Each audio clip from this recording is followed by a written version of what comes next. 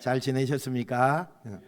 날씨가 너무 좋죠. 오늘도 저기 어디 야유회 가고 싶은 생각이 들 정도로 날씨가 너무 좋은 것 같습니다. 그래도 또 하나님이 전에 찾아 나와서 하나님 앞에 함께 예배 드리는 여러분의 모습이 너무 아름답고 하나님이 여러분의 모든 인생에 복으로 역사해 주실 줄 믿습니다.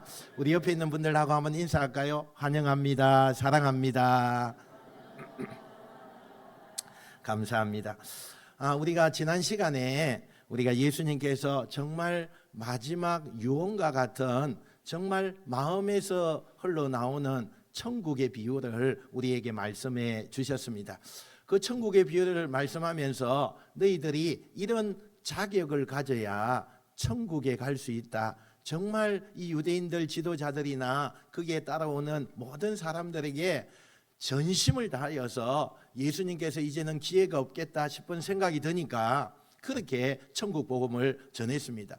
우리가 비유가 세 가지가 있는데 그 첫 번째, 두 번째 비유를 우리가 지난주에 했고 오늘은 세 번째 비유로 천국의 이야기를 하는 건데 이렇게 소개합니다. 2절 말씀 우리 같이 한번 읽어보겠습니다. 시작. 천국은 마치 자기 아들을 위하여 혼인잔치를 베푼 어떤 임금과 같으니 이렇게 이제 소개합니다. 우리가 이야기 속으로 좀 들어가다 보니까 어떤 나라에 결혼식이 열리는데 그 결혼식은 어떤 왕이 자기 아들을 위해서 결혼잔치를 열었다는 것입니다. 여기에서 왕은 하나님을 가리키는 것이고 아들은 예수님을 가리키고 있습니다. 이 비유를 우리가 알기 위해서는 잠시 유대인의 결혼 풍습에 대해서 우리가 좀 알 필요가 있습니다. 옛날 고대 유대인들의 결혼식은요 참 복잡했습니다. 결혼을 하기 전에도 준비하는 것이 얼마나 많은지요. 결혼을 한번 하려고 하면은 너무너무 신경 쓸 것이 많고 또 오늘날 우리의 결혼식과는 너무나 다르게 유대인들의 결혼식은 여러 가지 절차가 있는 것을 보게 됩니다.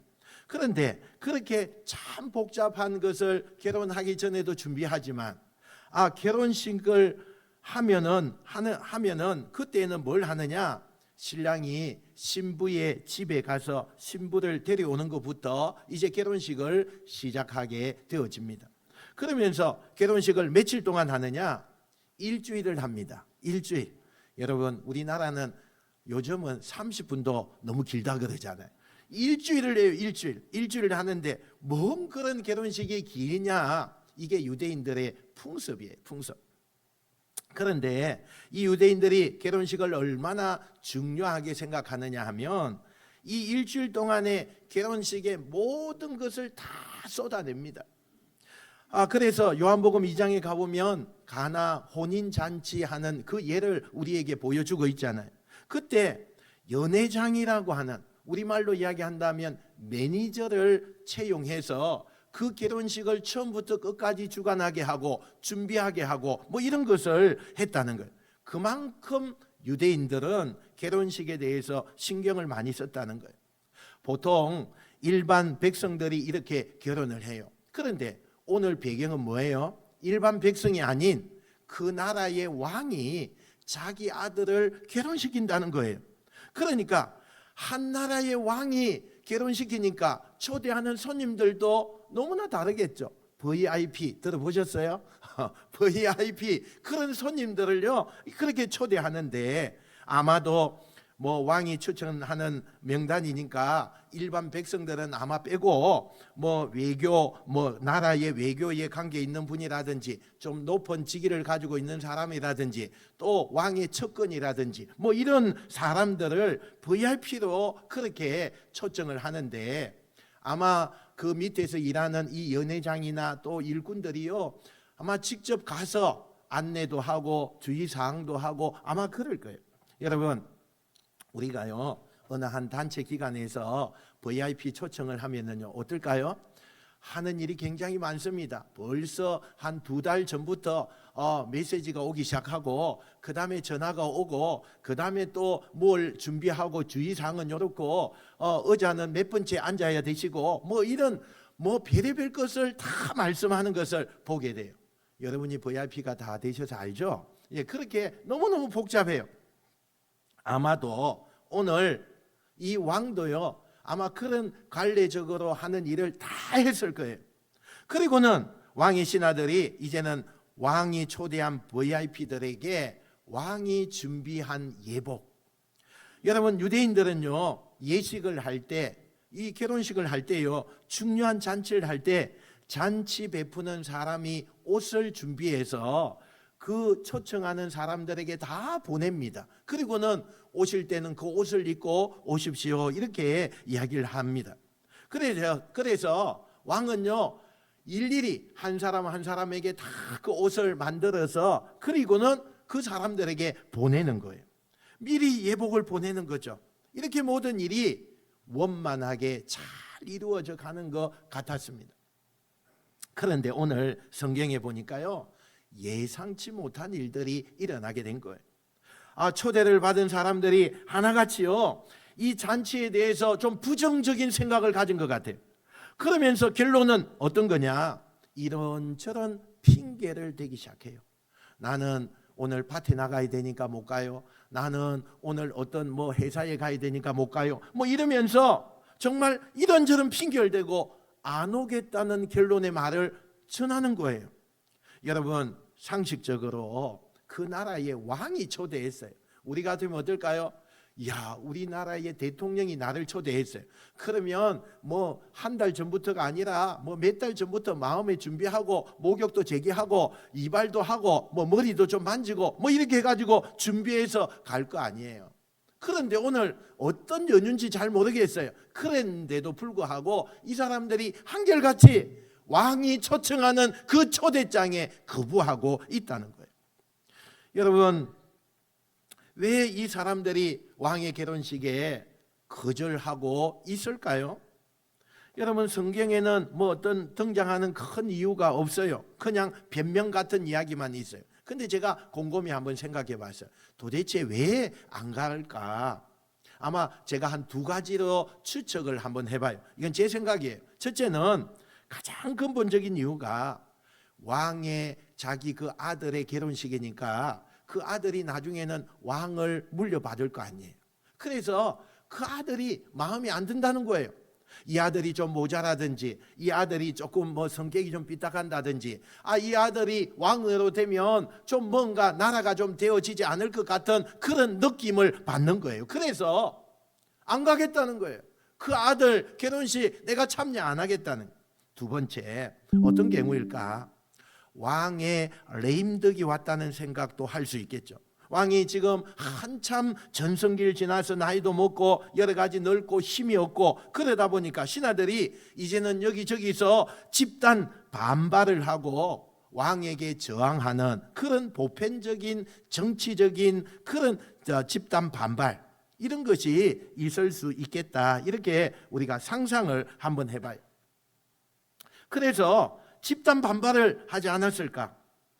지금 예수님이 이야기를 들려주시면서 이야기가 비유이지만 이 이야기를 현실로 좀 끌어와 보면 이런 이야기예요.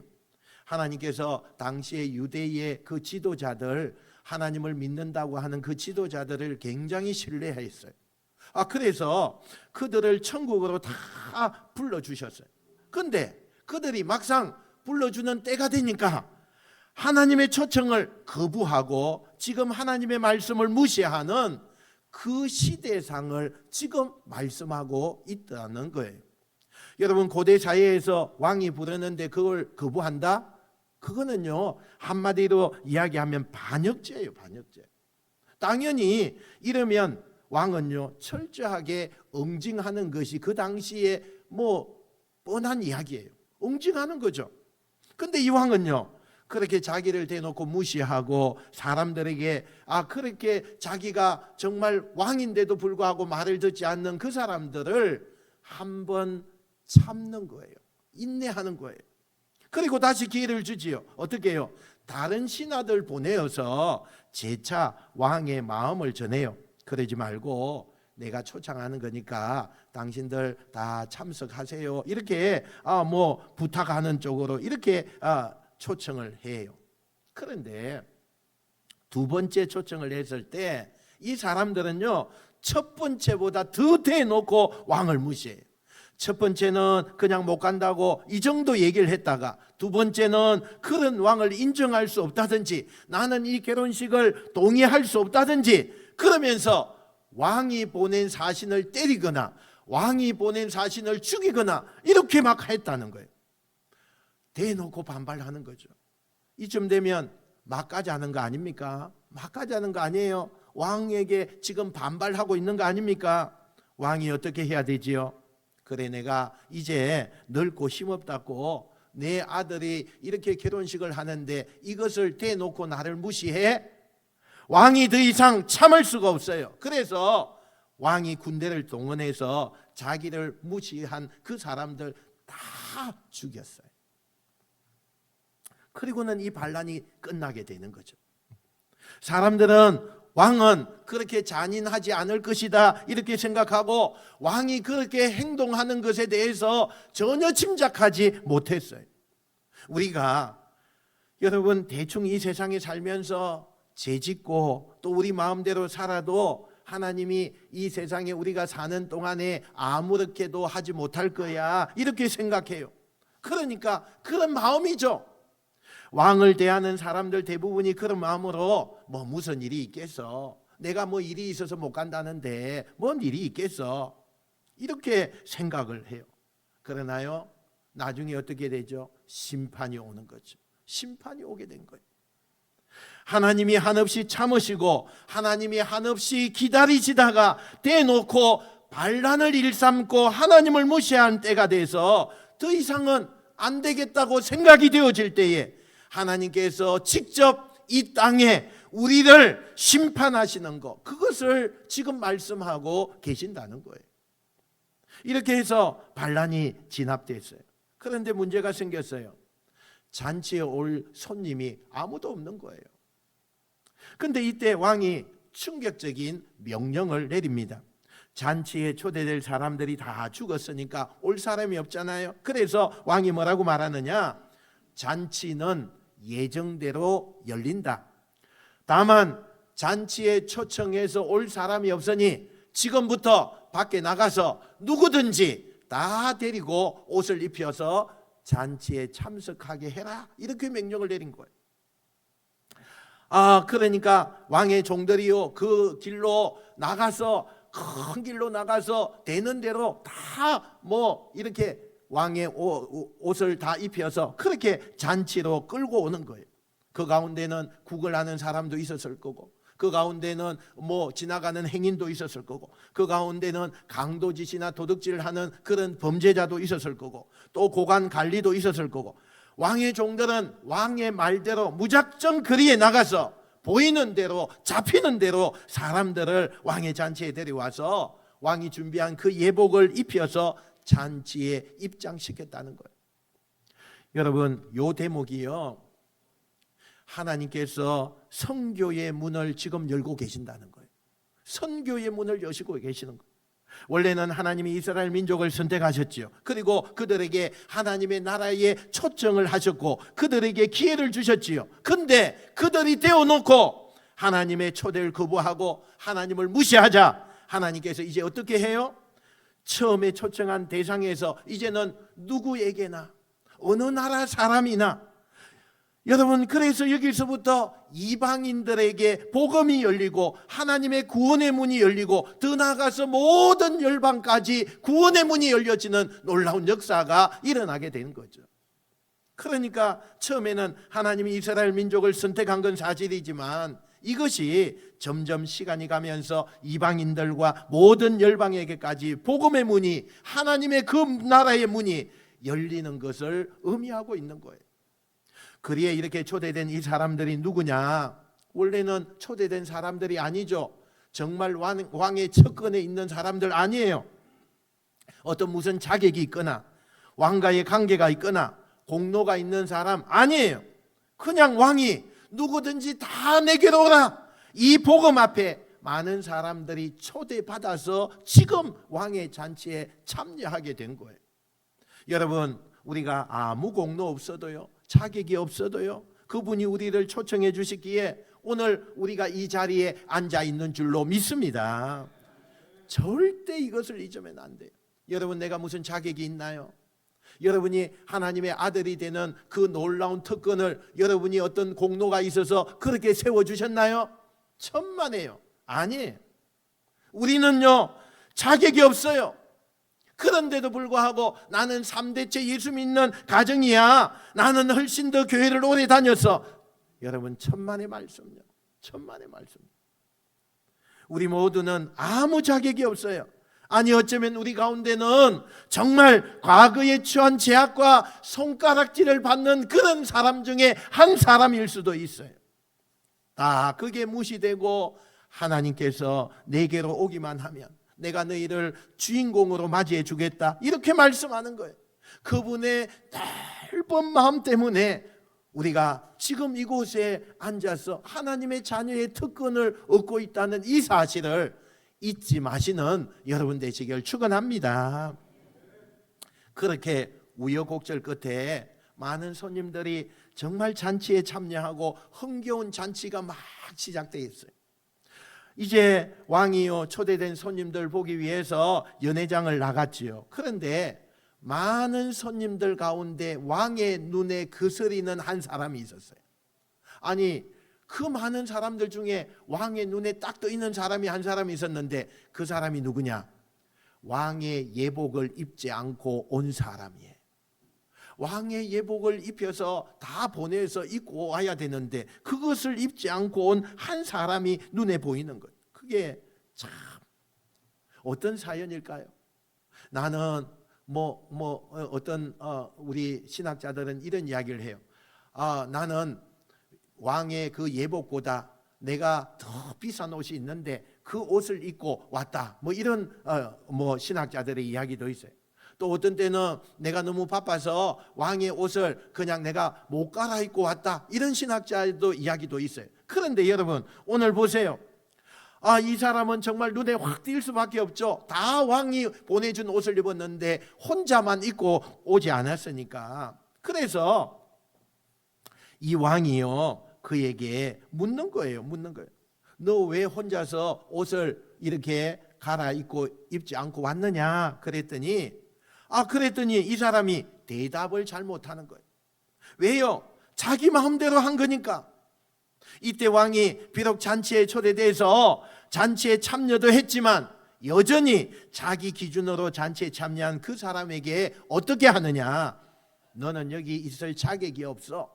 그래서 그 신하들에게 시켜서 이 사람을 손발을 묶고 저 바깥에다가 내어 던져라, 이렇게 추방하라고 이야기하는 거예요. 쫓겨나게 되었어요. 여러분, 이 사람은요, 왕의 부르심에 가겠다고 응답한 것까지는 너무나 좋았지만 결과적으로는 처음에 왕의 초청을 받았던 그 사람과 똑같은 처지가 된 거예요. 왜 이 사람은 그렇게 된 거죠?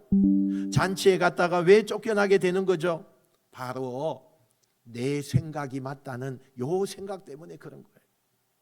하나님 나라에 가서까지, 하나님 잔치에 참여하면서까지, 왕의 잔치에 가서까지 여전히 내 생각이 맞아 라고 생각을 가지면 우리 하나님 나라에, 하나님이 베푸시는 그 잔치에 결단코 들어갈 수 없다는 것을 말씀하고 있다는 거예요. 여러분, 이 비유 속에서 예수님이 뭘 우리에게 얘기하고 싶은 걸까요? 천국은 이렇다는 거예요. 천국은 이렇다는 거예요. 여러분, 하나님께서 많은 사람들 천국으로 또 우리를 초대하셨어요. 그런데 그 천국에 다 초대했다고 해서 그 사람들이 다 천국에 들어가느냐? 아니다. 오늘 이 비유 가운데 우리에게 교훈해 주고 있어요.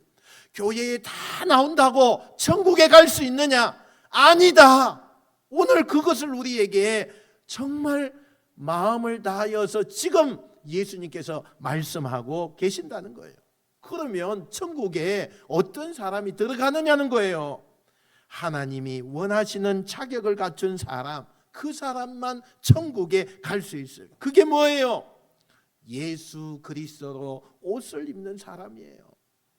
하나님의 말씀을 내가 정말 귀하게 여기고 그 말씀을 지키려고 그렇게 애쓰는 사람들이에요. 여전히 우리는 교회를 다니면서 예수를 믿으면서 하나님의 말씀보다는 내 생각이 옳아요. 내가 가지고 있는 가치관이 옳은 거예요. 내 판단이 옳아요. 내 주장이 옳아요. 여러분, 이런 사람들이 하나님 나라 잔치에 참여할 수 있다고 생각하는 사람들이 얼마나 많은지 몰라요.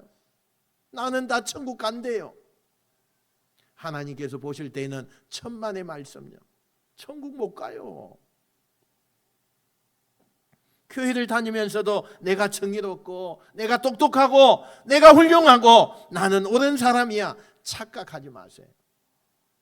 성경이 제시하는, 하나님이 말하는 하나님 나라의 천국에 참여하려면 우리 인간들이 세상에서 동의가 되든 안 되든 왕의 규정대로 예복을 입어야 되듯이 천국에 가려면 내가 이성적으로 가슴으로 동의가 되든 안 되든 하나님의 말씀대로 따라가는 그 사람이 천국에 가는 줄 믿으시기 바랍니다. 여러분, 원칙이라는 것은요 꼭 지켜야 되는 거고 변하면 안 되는 거예요. 하나님 나라에 가는 그 원칙은요, 이것은 시대가 많이 흘러가고 과학이 발달하고 우리의 삶에 그 영향력이 많이 생겼다 할지라도요, 이 원칙은 지켜야 되는 거예요. 이 원칙 없이는 하나님 나라에 갈 수가 없어요. 그런데 오늘 우리는 교회는 참 열심히 다니는데 여전히 삶에서 한 자리에서 보면 내 생각을 굽히지 않아요. 내 생각이 옳은 거예요. 교회를 다니면서도 하나님의 말씀보다는 내 생각이 더 옳게 되어지는 거예요.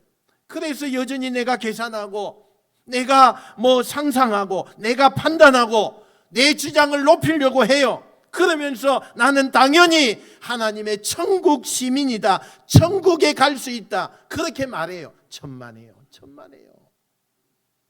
여러분, 우리가 오늘 예수님의 말씀을 가슴에 담으셔야 돼요. 우리의 신앙생활이 어떤가 보셔야 된다니까요. 정말 착각하면 안 돼요.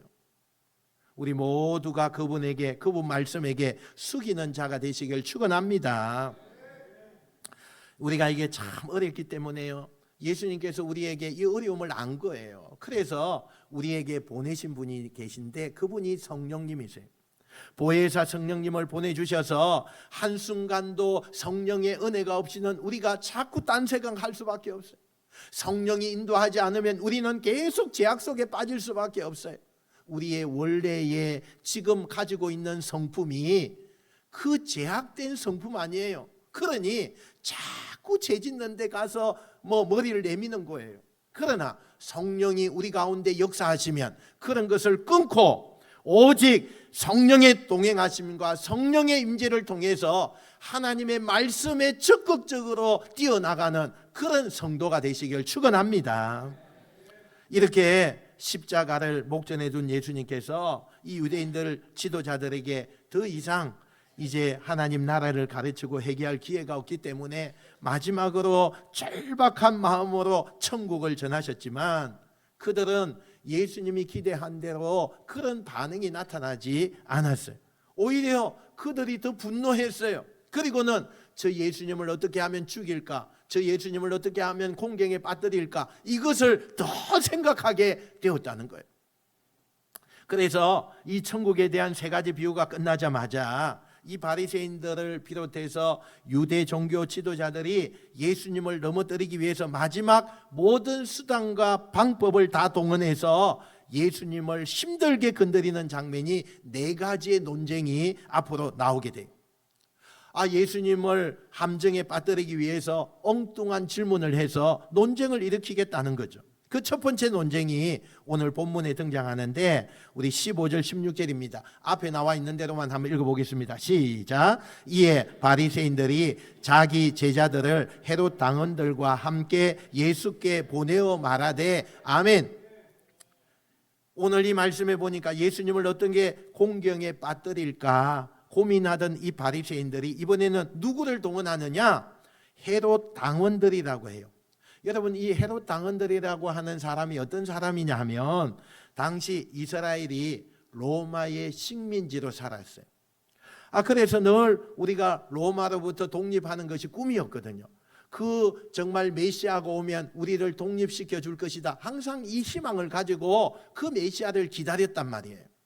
그런데 이 배경 속에서 이 이스라엘 백성들 가운데 내가 좀 이 상황 가운데서도 먹고 살기 위해서, 내가 좀 근세를 누리기 위해서 어떻게 하느냐? 자기가 출세하기 위해서는 로마에 붙어야 되는 거예요. 로마가 우리나라의 주인이 된다고 하니까 로마에 붙어서 정치 성향을 가지고 로마를 지지하고 정치 서클 만들듯이 그렇게 하는, 이게 친로마 그런 파라는 거예요.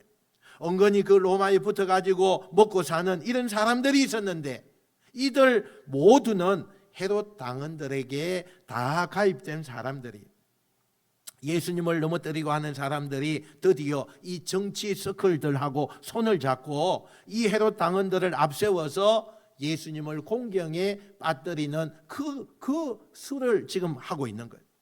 그러면서 질문을 던집니다. 이 헤롯 당원들이 찾아와서 뭐라 그러느냐? 예수님, 우리가 소문에 듣자 하니까 당신은 참 지혜로우신 분이고 공의가 충만하신 분이라고 우리가 들었습니다. 우리가 어떤 어려운 질문을 해도 늘 좋은 답을 해줄 수 있는 분이 예수님인 것 같아서 우리가 질문을 드리겠습니다. 그러면서 예수님을 붕 이렇게 한참 띄워놓고는 예수님께 엉뚱한 질문을 해요. 그 질문이 뭐냐? 선생님 생각에는 우리가 황제에게 세금을 바치는 게 옳은 일입니까? 옳지 않은 일입니까? 이렇게 질문을 하는 거예요. 여러분, 이 질문의 의도는 궁금해서가 아니에요. 예수님을 논쟁으로 끌어들여서 공경에서 헤어나오지 못하도록 하는 의도적인 질문이거든요. 여러분, 이 유대인들이요, 당시에 굉장히 세금을 많이 내었습니다. 자기의 수입의 50%는 거의 세금으로 나갔어요. 그러니까 문헌에 보니까 이 50% 세금을 내는데 너무너무 과중한 세금이잖아요. 오늘날 우리나라에서 세금 내는 거 아무것도 아니죠. 50%다 세금을 내는 거예요. 그 중에서도 유대인들이 가장 힘들어하고 정서적으로 동의가 안 되는 그런 세금이 하나 있었는데, 그게 뭐냐? 인두세라고 하는 세금이에요. 여러분, 인두세는 우리식으로 말하면 주민세. 이 인두세를 낸다는 건 뭘 말하는 거냐? 우리가 로마 제국의 백성인 것을 자기들이 인정하게 만드는 그 세금이에요. 그러니까 내면서도 우리는 유대인이잖아. 우리는 유대 나라가 분명히 있잖아. 하나님의 백성이잖아. 그런데 왜 우리가 로마의 주민이라고 주민세를 우리가 내느냐는 거예요. 이것 때문에 사람들이 저항을 하면서 교회주의에 있는, 보수주의에 있는 이 유대인들이 우리는 억압을 당해도 우리는 이 세금은 낼 수가 없다, 이렇게 하면서 저항하는 사람들이 많았어요. 여러분, 이런 맥락에서 볼 때 지금 예수님은 대단한 곤란한 질문을 받고 있는 거예요. 만약에 이 질문에 세금을 바쳐야 된다, 그러면 민족과 신앙을 무시하는 매국노가 되는 거예요. 또 세금을 바치지 말아야 된다 이야기하면 당장 로마의 현실법에 걸려서 반역죄로 예수님이 걸려서 공경에 처할 수가 있다는 거죠. 예수님은 도대체 이 곤란한 상황에서 어떻게 대처하였을까? 이 곤란한 질문을 받은 예수님께서요, 헤롯 당원들에게 이렇게 이야기해. 너희들 가지고 있는 동전 하나 나에게 가져와라, 이렇게 이야기해요.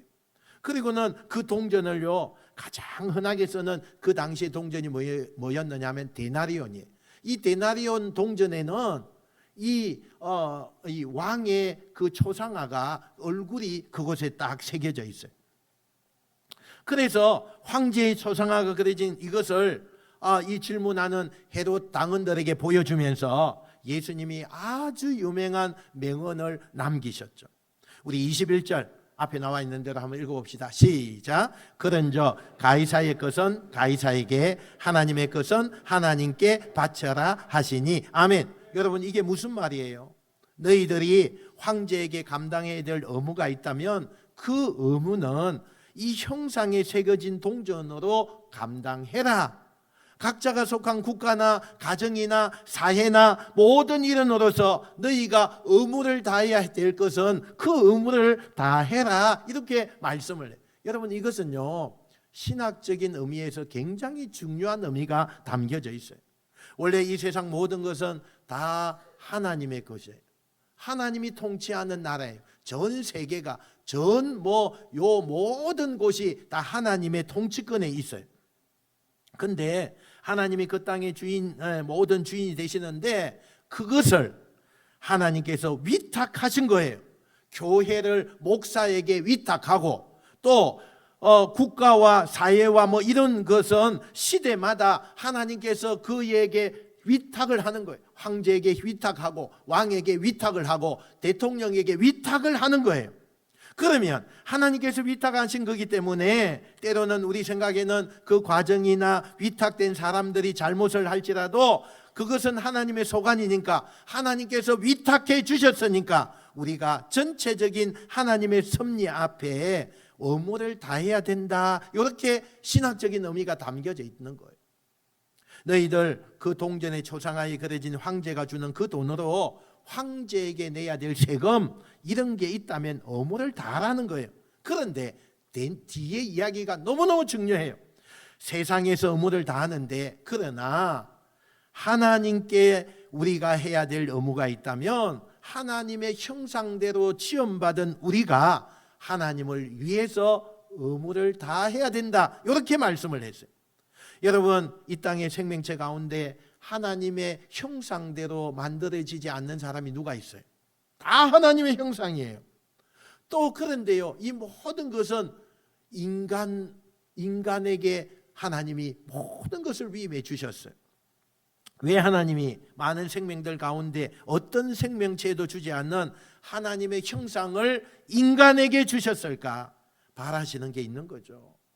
하나님이 인간에게 뭔가 바라시고 하나님의 형상을 우리에게 입혀 주셨다는 거죠. 그 창조하신 이유가 우리 이사야 43장 우리 21절에 있는 것처럼 한번 읽어봅시다. 시작. 이 백성은 내가 나를 위하여 지었나니 나를 찬송하게 하려 함이니라. 아멘. 여러분 찬송이라는 게 뭐예요? 하나님을 높이는 거예요. 하나님을 높이라는 얘기 아닙니까? 그러니까 우리의 의무가 뭐예요? 우리는 어느 곳에 있든지 하나님을 높이게 해야 된다라는 것을 우리의 의무로 주셨다는 거예요. 세상에선 세상의 의무를 잘 감당하고 우리가 하나님께 해야 될 의무는 뭐예요? 늘 하나님을 찬송하고 하나님을 높이는 거예요. 그런데 우리는 그 의무를 잘 감당하고 있느냐 이렇게 묻고 있는 거예요. 여러분 오늘날 여러분이 하나님을 잘 높이고 있습니까? 하나님 앞에 예배 드리는 것을 정말 진정을 다하고 뜻을 다하고 내 영으로 하나님 앞에 예배를 드리고 있습니까? 아니면 그냥 내 육체만 와서 예배 시간에 앉아 있습니까? 한번 생각해 보시라는 거예요. 우리가 그 의무를 잘 감당해야 된다. 우리는요 잘 감당하라고 하지만 너무 감당을 잘 못해. 우리의 급한 일이 얼마나 많아요. 우리가 바쁜 일이 얼마나 많아요. 예배보다 더 중요시 여기는 것이 얼마나 많아요. 오늘 오전에 이렇게 참석했지만 오후에 또 안 나올 분들 많잖아요. 여러분 이게 어떻게 하나님을 높이는 행위예요? 일주일 내내 예배하라고 해도 우리가 해야 될 텐데 여러분 정말 좀 너무하는 거 아니에요? 오늘부터 우리가 하나님을 높이고 하나님을 예배드리는 이곳에 정말 전심을 다하여서 예배자의 자리에 참여해야 돼요. 참여했다면 온 정신을 다하여서 영과 진리로 하나님 앞에 예배드리시는 여러분 되시길 축원합니다. 아멘 안 하시는 분들 오늘 오후에 빠지시는 분들만 안 하시는. 참말로 진짜. 물론 저는 교회가 너무 교권에 또는 말씀에 교회 안에 갇혀서 세상과 단절되고 하나님께만 열심을 낸다. 이것도 좀 문제가 있다고 생각을 해요. 그러나 여러분 요즘은 거꾸로요. 너무 세상의 의무는 잘 감당해요. 하나님께 대한 의무는 안 하려고 하는 게 크게 부작용이에요. 여러분들이 이 말씀을 들으면서 제일 먼저 이런 생각이 들 거예요. 가이사의 것은 가이사에게 하나님의 것은 하나님에게 바치라고 한다면 우리가 이중 고통을 당하는 거 아닙니까? 이렇게 생각할 수 있어요. 많은 사람들이 그렇게 이야기하기도 해요. 가이사의 것만 다 하면 세상 사람들은 되잖아요. 세상에 나가서 세상의 의무만 다 하면 되잖아요. 그런데 우리는 다시 돌아와서 세상에 세금도 내고 세상에 뭐 여러 가지 의무할 것을 다 하지만 우리는 또 세상에서 다시 교회로 와서 우리는 어떻게 해요? 하나님 앞에 11조도 드리고 선교도 해야 되고 교회를 위하여 헌신도 해야 되고, 아니 우리가 세상 사람들보다 이중적인 어떤 고통의 어려움을 당하는 거 아닙니까? 그렇게 우리가 많은 사람들이 생각을 해요. 근데 이건 정말 생각이 유치하고 짧은 거죠. 세상 사람들이 세상의 의무를 다하는 것은 하나님을 몰라서 그렇게 하는 거예요. 우리는 하나님의 백성임을 인정하고 하나님의 사람이기 때문에 세상의 의무도 다하지만 마땅히 하나님께 의무를 다하는 대신에 우리가 누리는 게 있잖아요. 세상이 감당하지 못하는, 세상에서 알 수 없는 그런 놀라운 하나님의 능력을 우리의 삶으로 끌어와서 그 능력으로 30배, 60배, 100배의 열매를 내는 것을 여러분 믿으시길 축원합니다. 여러분, 세상에 어떤 부유하고 능력 있는 사람이 세상에서 왕이 될 수는 있어요. 하나님의 도우심과 하나님의 능력과 하나님의 은총이 없다면 진정한 행복은 없어요. 하나님을 떠나서는 행복함이 없다니까요. 세상이 주는 잠깐 행복료 있을 수 있어요. 그러나 그 행복과는 비교할 수 없는 하나님의 정말 우리에게 주시는 행복은요, 말로 표현할 수 없어요. 우리에게 그런 놀라운 역사가 하나님의 도우심으로 있다는 거예요. 여러분, 우리가 손해보는 거 아닙니다. 세상의 의무를 다하고 하나님께 의무를 다한다면 그 사람이 반드시 하나님께서 세상에서 줄 수 없는 세상의 의무만 감당하는 사람이 아닌 하나님이 하나님의 백성에게 주시는 모세에게, 요셉에게, 베드로에게, 바울에게 주셨던 그 은혜를 갑절로 주시기 때문에 세상이 감당할 수 없는 복의 사람이 된다는 것을 믿으시길 축원합니다. 여러분, 이 복을 누리셔야 돼요. 이 복을 누리셔야 돼요. 그래서 우리는 이 예수님의 가르침, 가이사의 것은 가이사에게 바치고 하나님께 하나님을 높이는 그 아름다운 영적인 그 의무를 더 잘 감당하는 그리스도인이 될 때, 그것이 이 세상 험하고 복잡하고 그런 곳에서 무한 경쟁의 이 시대에서 우리가 하나님의 축복의 그 시온의 복을 받는다는 이 사실을 마음에 새기시는 여러분 되시길 축원합니다. 여러분, 오늘 이 말씀을 결코 목사의 말로 듣지 마세요. 결코 교회 편에 서서 하는 얘기라고 듣지 마십시오. 여러분, 인생과 가정과 후손들 축복하시는 주님의 간곡한 진리의 말씀으로 받아들이시길 바랍니다. 좀 느리면 어떻습니까? 좀 멈춰서서 좀 생각하는 시간을 가지면 어떻습니까? 딴 길로 가지 말고 성령께서 인도하시는 길로 가면 마지막에 그 사람이 반드시 웃게 될 것입니다.